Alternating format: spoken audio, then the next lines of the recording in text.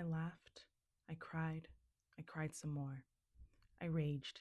I changed my mind about some things. I strengthened my convictions. I fell in different kinds of love. I doubted myself.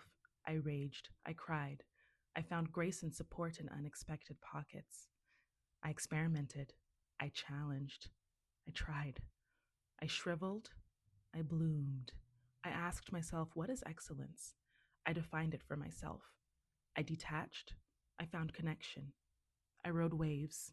I questioned. I answered. When my answers didn't feel good enough, I questioned. I learned things that were really important, but I learned them in not the nicest ways. I learned things that were really important, and I learned them in the nicest of ways.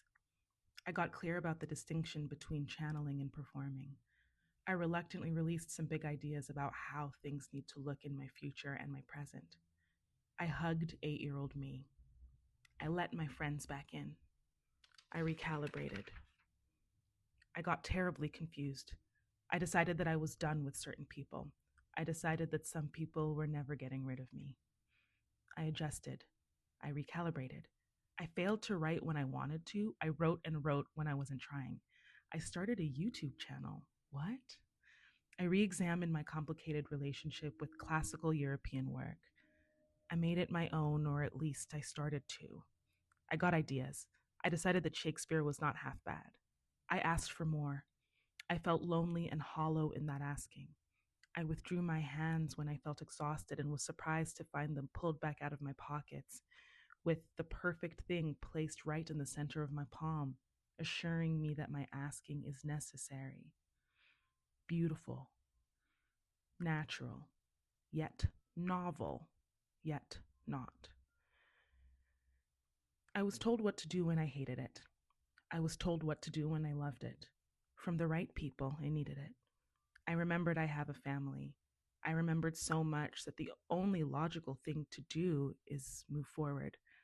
I invested, I dissociated, I discombobulated, I came back. I still kept wanting to do this. I redefined myself over and over and over and did it some more. I dug into my love of dramaturgy. I proudly proclaimed my love affair with story. I made it Facebook official and sang it from the rooftops. I risked. I forgave. I gave and gave, sometimes too much, but I have no regrets. I told myself that I needed to lie to survive. I tried that on for size, and it was not my size. I squeezed myself and was bruised by my own box. I got confused about who to blame for the tightness of the box. I rubbed salve on one shoulder and was too tired to do the other. That's when sisters showed up and held both shoulders, placing hands on the flatness of my chest, checked if my heart was still beating, and then reminded me, lovingly, that I had nothing to worry about. I saw my parents as people. I didn't like so much of what I saw. I forgave my family. I told myself the truth about myself within that dynamic, or at least I tried to, or at least I'm starting to, or at least I was open to it. I stretched. I expanded. I popped. Once.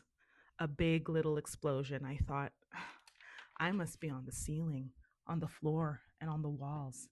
And actually, maybe I am, but also, I think back to the sisters who reminded me that there is a unique rhythm beneath the flatness of my chest, that it's still there, still dancing. So red, so resilient, so raw, so real, smiling even when it's at war, crying even when it's full of joy, feeling and twisting and moving and skipping, but all mine, all mine, all mine.